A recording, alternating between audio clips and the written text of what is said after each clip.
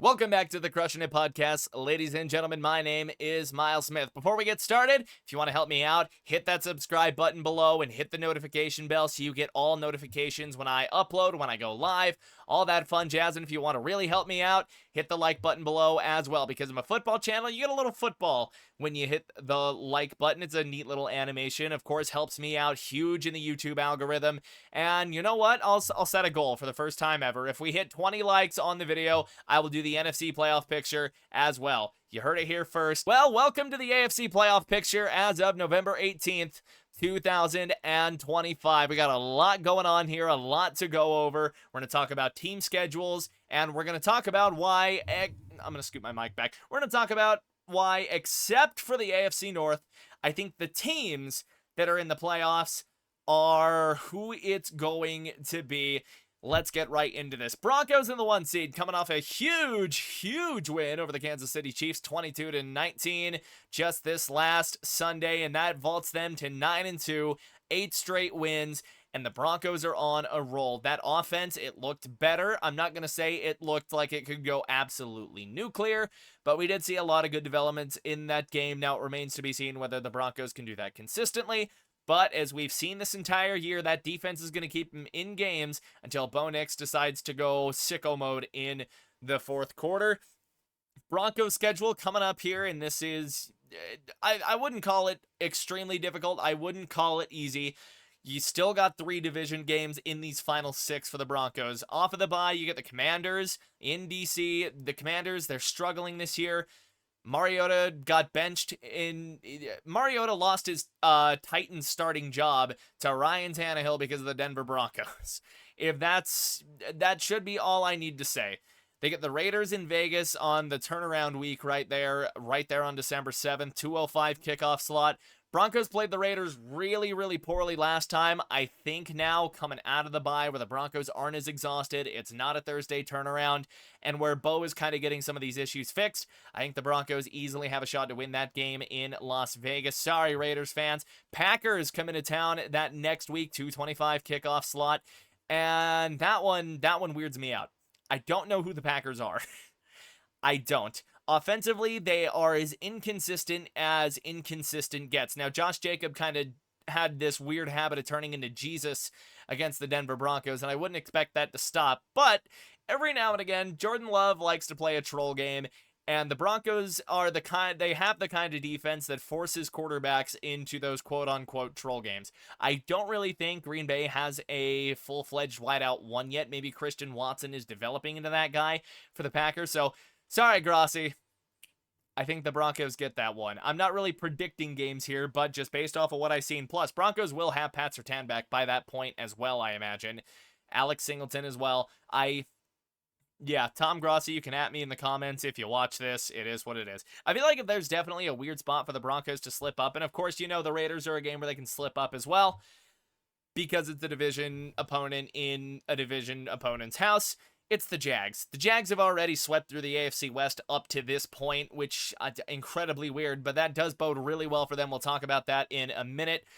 The Broncos just don't really play the Jags all that well sometimes. The Broncos just kind of play down to the Jags. Trevor Lawrence isn't even playing that great this year, but he's got the Jags currently in playoff position. It'll be interesting to see. I think the Broncos defense is, of course, good enough to completely blank whatever the Jags are doing, not on the scoreboard, obviously. Everyone's going to score points for the most part.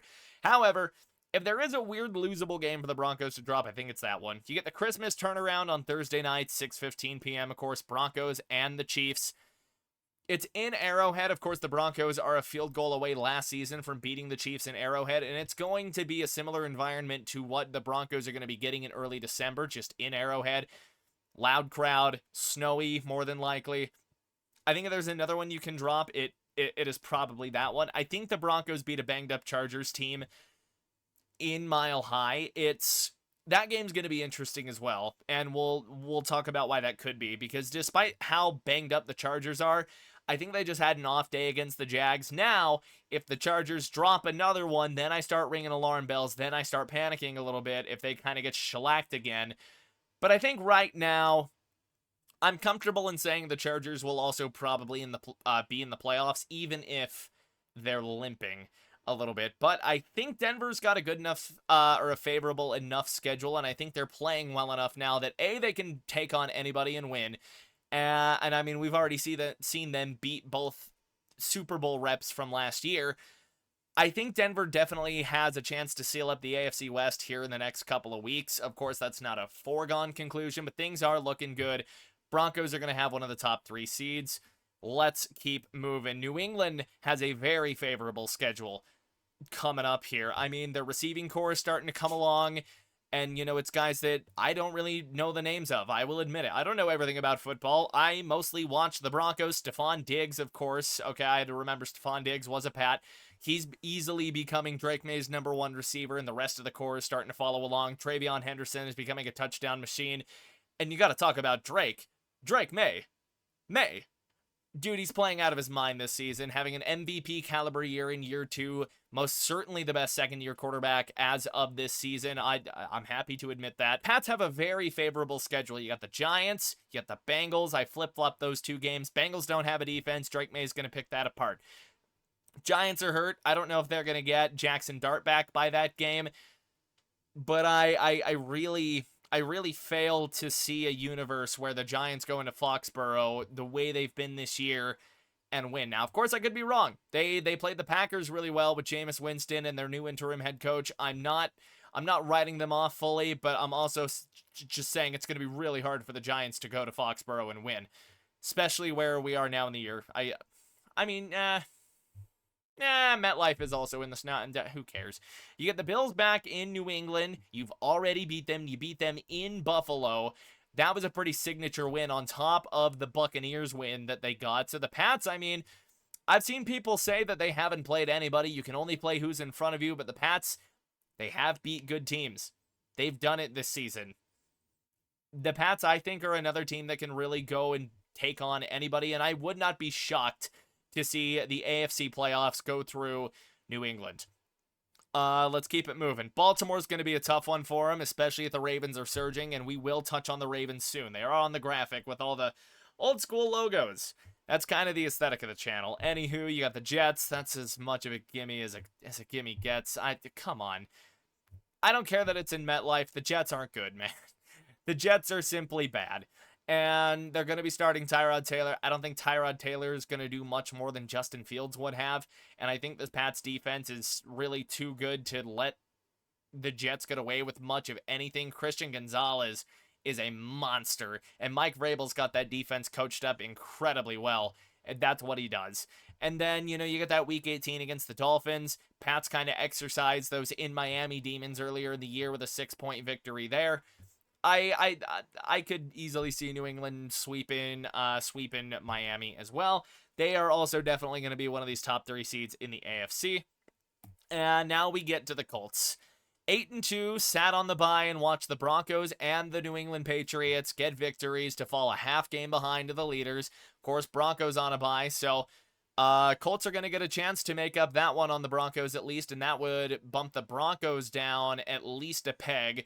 Probably bumps New England down to 3 if they're on a bye. I didn't really give those dates a look here. No, they are not on a bye. I think they have already had their bye. Okay, anyways, I'm getting sidetracked. Colts are going to be coming off a bye, and they got to go to Arrowhead. The Chiefs are vulnerable this season, though, and we will touch on Kansas City, but I mean, this is going to be... if you thought the Denver game was do or die for Kansas City... The Indianapolis game is basically, are we going to get the life support, plug? Are we going to get that tugged out of the wall and left to die? Or are we going to swat a hand at theirs and stay alive for another week? I just don't know if Casey has the juice to do it. Chris Jones, I don't really think has played at that elite level. Casey's offense at times, especially against the Broncos, definitely looked frazzled, out of sync. And the Chiefs don't run the ball. They do not run the ball. The Chiefs probably beat Denver if they just run the ball. They were averaging 5 yards a carry up to that point. I definitely think the Colts have good pieces on defense. I think DeForest Buckner is still a Chief.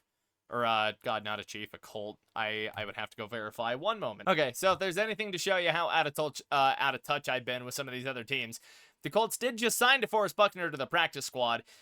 It's going to be really the Grover Stewart show there at that point. Zaire Franklin's a really good player for them as well. Bynum has been really good for them as well. I think I got that name right. If I didn't, blow me up in the comments. And I'm going to send a little message specifically to Ender Games, of course, regular viewer around here. If you've watched the channel, you know and love the guy. The Colts have a little bit of a brutal schedule, man. It gets a little brutal. Of course, Arrowhead, I think the Colts can win that one it would be 1 p.m. on the East Coast. And then you get the Texans at home. I think that's a winnable game. The Texans don't really have a functioning offense. And I think CJ Stroud, he might be back for that one, but he's been out with a concussion for the last few weeks. And that will continue into next week. Then you got the Jags in Jacksonville. The Colts can't win in Jacksonville. You're going to have to exercise some demons there. But it's possible. The Jags, I don't think they're great. They're okay. They're not great. Seattle, it's really going to depend on what version of Sam Darnold you get. It's two former Jets, really, and Sauce Gardner, who the Colts traded for from the Jets. And, of course, Sam Darnold. Sam Darnold's been playing out of his mind, even if he has been a little turnover happy this season. I think he's third in the league in interceptions. I'm failing for words here. The Colts are going to have to find turnovers against Sam Darnold. Otherwise, he is going to pick them apart with that Seattle receiving core. And you've got him in Seattle. That's a tough place to play. And play in big games, you want to see Danny Dimes step up to the occasion. That game might be, who falters in a big game more, Danny Dimes or Sam Darnold. And I think Danny Dimes has the better running game to support him in that kind of a game. You got the Niners in Indianapolis, who might be desperately trying to claw or hang on to a playoff spot in a loaded NFC. Like I said, 20 likes, I'll do the NFC playoff picture because that gets interesting. Yeah, you get the Jags again in Indianapolis, and then you play in Houston to end the year. So a lot of divisional matchups. 4 of 6 of these are divisional matchups. And then the other 2, which I think are really the 2 most losable games here for the Colts in this back 6 after week 12, those are both NFC teams, so they don't hurt you as much. And, and the Colts are really going to get tested here. I definitely think they'll be able to do enough to hang on to a top 3 seed, although we're going to have to see what happens in the AFC North. We'll touch on the current 4 seed before I go on a bit of a tangent here about the 10 seed. We'll get to them in a minute.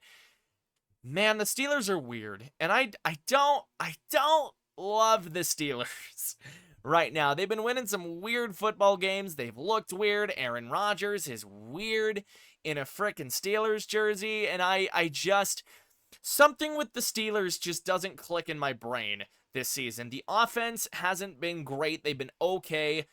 I don't really think DK Metcalf is that guy anymore. Darnell Washington looks like a beast. I don't know how often the Steelers get him the ball, but Darnell Washington is a monster. And we saw that last Sunday with that one highlight where he stiff arms a guy into the 6th dimension and then sends a guy off screen. What an animal. Of course, Pat Freiermuth is there, who has been good for some years. I don't really watch a whole lot of these teams. This is a very Broncos-centric channel. I'm doing my best here. All right, you can flame me in the comments if you want, or better yet, just educate me. I like being educated. Let's keep it moving here, though. You got the Bears in Chicago. The Bears are playing good ball this year. Little inconsistent, a little start and stop this year for the Bears from what I have seen. But I am interested to see how that game goes. I think that'll be the judge for how the Steelers are gonna do this back half of the year, if they're gonna have a real fighting chance or not. If they lose that, it's not the end of the world, but a loss is a loss, even if it's not a conference loss. You got Buffalo, and against Josh Allen with the defense the Steelers have fielded for the majority of the year, I don't like that matchup for them, even if it is in Pittsburgh. Yeah, I mean, that game could devolve into a shootout just because of how bad both defenses are. Buffalo's defense can't stop a nosebleed, and we'll talk about them in a minute. Buffalo's defense can't stop a door from closing. That's how bad they've looked so far, and yeah. Then you get Baltimore. We are going to touch a lot more on Baltimore, but I think Baltimore's gaining momentum. If you got to play them in Baltimore, I think that's a recipe for disaster with a surging Ravens team. I still don't think the Ravens defense is all that good, but I don't think your defense needs to be otherworldly to shut down this Pittsburgh offense. I mean, the Chargers had kind of already proved that. And the Chargers have a good defense. Jim Harbaugh is, of course, still a wizard. Or Jim. No, it's Jim. Oh, former Wolverine. I'm losing my marbles here. You get the Dolphins in Pittsburgh. Dolphins can't really play cold weather games. That's December 15th. That's probably a Steelers win. You get the Lions in Detroit. I don't like that matchup for the Steelers at all. Cleveland in Cleveland. That's a winnable game just because of how bad the Browns quarterback situation is right now. Shedeur didn't look good in his first start, but benefit of the doubt, he was unprepared. We'll see what these next couple of weeks bring for Shedeur Sanders and that Cleveland offense before we make any real judgment calls here. And then you get the Ravens once again, and that could be for the division depending on how both these teams play. I don't love Pittsburgh, and I think if there's one team that really has potential to fall out of this that I feel like is the most likely to fall out of the picture, it's got to be Pittsburgh. I'm not convinced about the Steelers. They don't really pass the eye test for me this year. Jaylen Warren does, though. I really like Jaylen Warren. He's been really good this season for you guys. Don't let that man go. We go to Buffalo, and I was just trashing on the Buffalo defense. They have not played well this year. I mean, they have just been in some shootouts, man. I mean, 32 to the Bucks, 30 to the Dolphins. They did clamp down KC pretty good. They clamped down the Panthers. Falcons put 24 on them, and their offense couldn't do anything. Pats beat them. Saints put 19. What have you. Ravens put 40 in week 1. Buffalo does not have a run defense. They're kind of making every running back look like prime Terrell Davis this year. 2,000-yard rusher Terrell Davis. It's kind of 2 weeks in a row, too, that they've done this, especially that loss to the Dolphins. The Bills concern me on that front, and their offense hasn't been very convincing to me either. I think Josh Allen needs help at wide receiver so far this season, like just as I've seen a little bit. It really feels like it's Josh Allen, probably James Cook as well, and then everybody else is just on a Husky sled behind him, or a couple of Husky sleds behind him. Josh Allen is definitely good enough to pretty much win you games on his own, especially with James Cook. But I feel like Buffalo needs to get to a point where they play some defense with the offense and just try and hang on to the ball. Those are kind of my takeaways for the Bills as of right now. I still think they're going to the playoffs. I don't know if they're going to win 3 road games to go to the Super Bowl. I think New England definitely has the most leverage here in the AFC East. They're 2 games up, make it pretty much 2.5 with the win over Buffalo so far. I think Buffalo's season is really going to come down to this matchup against the Pats, man. That is going to be the most important game of the year. If Buffalo wins that, I think they get a chance, but with how soft, yeah, I mean, that's a word you can use. I think with how favorable New England's schedule is looking forward, I definitely think the Bills are really going to be praying for the Pats to drop the division. I don't know if that's going to happen. I still think Buffalo's going to make it, and Buffalo's probably your 6 seed or your 5 seed.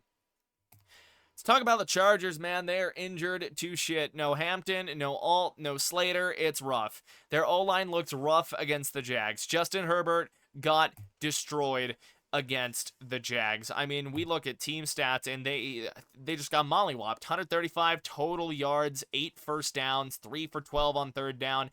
It's not been good for him. I mean, they gave up 3 sacks. Herbert was getting thumped all day, though, and And now you don't have a tiebreaker against the Jags, and so where the Chargers are a faltering team right now a little bit, and they don't have a tiebreaker over another wildcard team, that definitely puts them in a rough position, and they've got some games coming up here. Final 6, you've got the Raiders in LA. I'm happy to take the Chargers in that one. I think Justin Herbert and the rest of the offense can do enough against Max Crosby and that defense. You get the Eagles at home. I don't know that the Chargers can win that one. Not with the way the Eagles defense is playing this season. Chiefs in Arrowhead. The Chargers have beat the Chiefs once, but it was a fully healthy team. despite the fact that the Chiefs are kind of falling apart, I definitely think that's a losable game for the Chargers. You get the Cowboys in Dallas, and you know what? Monday Night Football, the defense did look a little better there. Quinnen Williams did Quinnen Williams stuff. That's going to be an interesting matchup. I need to see more of the Cowboys, really, just with their defense right now, but that game I think is a coin flip. Then you got the Texans. Texans offense hasn't really shown me a whole lot of anything right now, besides that Jacksonville fourth quarter where, Davis Mills pulled a Bo Nix. Really interesting. And you know what? My opinions may be changing here a little bit. The Chargers might be another team that just kind of falls out and either lets the Steelers in, who also who do not have a tiebreaker over the Chargers. The Chargers are weird to me. I feel like the Chargers are just kind of a coin flip right now, especially without their two starting tackles. They need some guys to step up really bad. And then you get Denver in Denver, week 18, which I said I think is one of the more... That's going to depend on where Denver is in the year. I feel like if Denver's got the division locked up and either they're not playing for the 1 seed or they don't need to worry about playing for the 1 seed, you get to play the backups. Maybe that's the game the Chargers win to sneak in. Who knows? Jacksonville. Jacksonville's been a fun little story this season, even if Trevor Lawrence is not playing all that great for them. He barely had to do anything to beat the Chargers 35-6. And they've got some favorable games coming up here. I like the Jaguars' schedule. Cardinals have been bad this year, especially defensively. I definitely think Trevor and the Jags can go win that game. Although they could also very much lose that game just with the way they've kind of played this season a little bit there. It's a game that could go either way. Titans in Tennessee. I don't think the Titans are beating the Jags. The Titans are just so bad this season, man. Cam Ward's kind of doing all he can without any help. Colts in Jacksonville, like I said, I very much think, as history shows, the Jags are probably winning this one for no other reason other than the Colts can't win in Jacksonville. You get the Jets in Jacksonville. That's a very favorable matchup for them. They go to Denver.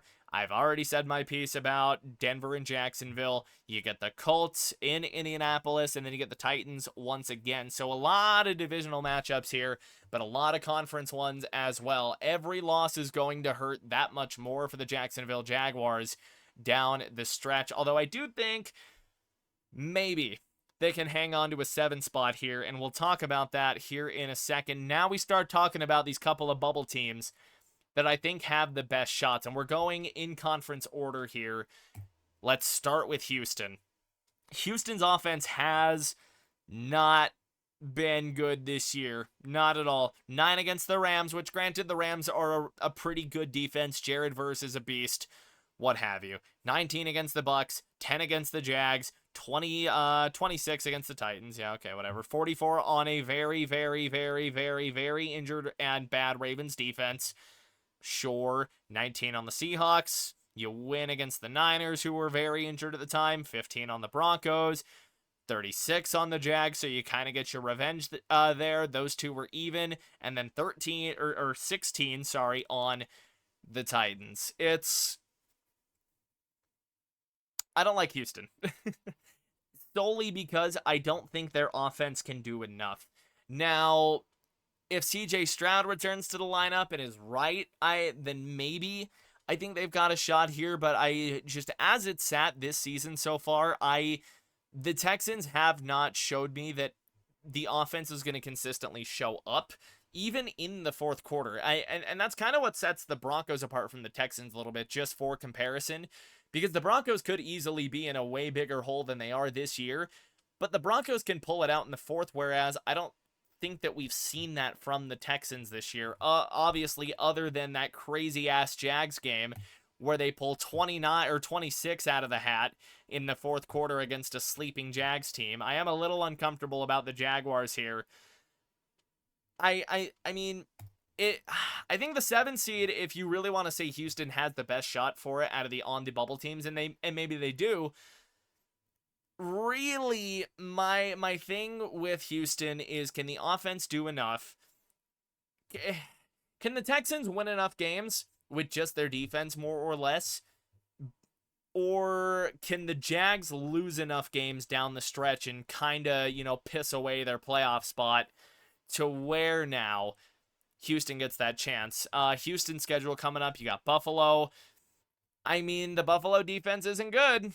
Maybe Houston has a shot to kind of turn around the ship right there and get back to 6-5. It would bump Buffalo down a peg as well. You get the Colts in Indianapolis. You get them week 18 back in Houston. I think maybe you can win one of those matchups. That defense alone is certainly enough to put something together there. They get Kansas City and Arrowhead just like the Colts do. I mean, look, the defensive tape is out to rattle Mahomes and to beat the Chiefs. I think the Texans have the personnel to follow that to a T, if not better. I think the Texans have one of, if not the best defense in the National Football League. That defense is so good this year. Cardinals, I think that's an easy win. Raiders for the Texans, that's probably an easy win. Geno Smith hasn't been good this year, and they're not using Genti. Chargers, injured tackles, maybe Houston slides one out of LA. And then, like I said, the Colts week 18.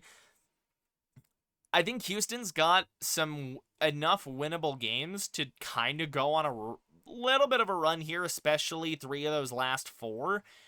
I think Houston has a chance. I just don't know if the Jags are going to piss away their playoff spot just because of the scheduling here.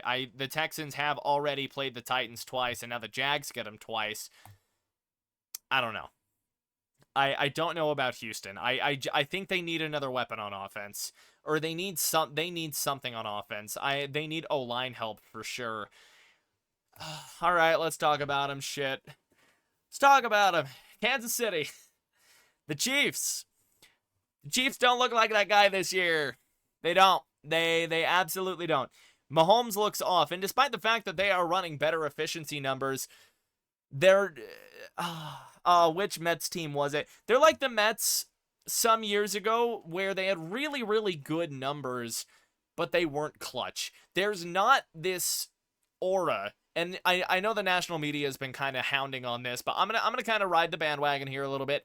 The Chiefs don't have it this year. They don't have it in the fourth quarter. In the back of my mind during the Broncos game when they were playing, in the back of my mind, I'm sitting there and I'm just waiting for Mahomes to do the thing, for the Chiefs to do the thing. I'm just waiting for it, and it never happened. And that has been them in all of these one-score losses that they are now 0-5 in. Denver, they don't have it. Buffalo, they don't have it. Where's that next one-score loss? The Jags, they lose in Jacksonville because of mistakes, because of a pick six. They don't have it there. The Eagles, they don't have it. The Chargers, they don't have it. I don't know what to make of this Chiefs team. I don't know if they have the juice to make it back to the postseason this year. I definitely think the division's out of question for them. And the thorn in the Chiefs' side here, again, let's look at our AFC playoff picture thing over on the side. Go to the side. Go to the side. They don't have tiebreakers over any of these teams right now. Now, they do over Baltimore, but I've already said my piece about the Ravens. I think Baltimore's probably winning the AFC North. They don't have it over Jacksonville. They currently don't have it over the Chargers. Those two teams will meet later on in the year. They don't have it over Buffalo, and they play Indianapolis coming up. And like I've said, this Indianapolis game here in Week 12 is life support for the Chiefs. Will they get the plug pulled, or will they slap the hand away to keep it in for another week? We'll see. You get Dallas in Dallas, and again, I want to see the Cowboys defense another week before I kind of make a call here, but they did seem better against Quinnen Williams. I want to see him against better competition. Houston, they have the defense to rattle Mahomes again, and then the Texans would end up with that tiebreaker. Not saying it's going to happen, but it could. Chargers go to Arrowhead. I think the Chargers are probably a little too injured to win that game at this point. They would split that game. Chargers still have a really strong division record. You play the Titans. Chiefs are beating the Titans. That's just the way the year's going. You get the Broncos again on Christmas. And you know what? The Broncos have kind of been the Chiefs' bugaboo in the Bo Nix era. I mean, Bo Nix and the Broncos took them to the final seconds. Again, the blocked field goal on Arrowhead last year. Mahomes should be 0-2 against Bo Nix. He should be. And the way they're playing this year, I don't know that they have it. I don't. And then they'll probably beat the Raiders in Vegas. But, I mean, some of these games certainly look more losable than they would have even last year. The Chiefs just, if you are whatever team and you can keep it close with Kansas City, you set yourself up to make the play that the Chiefs usually would. I don't love the Chiefs this year. I think they can still pull it together? Absolutely. But they're fighting a massive uphill battle now with no favorable tiebreakers. You're pretty much 4 games out of the division right now. And it's not looking good in Chiefs land. It's not. And then finally, we do get to the 10 seed, Baltimore.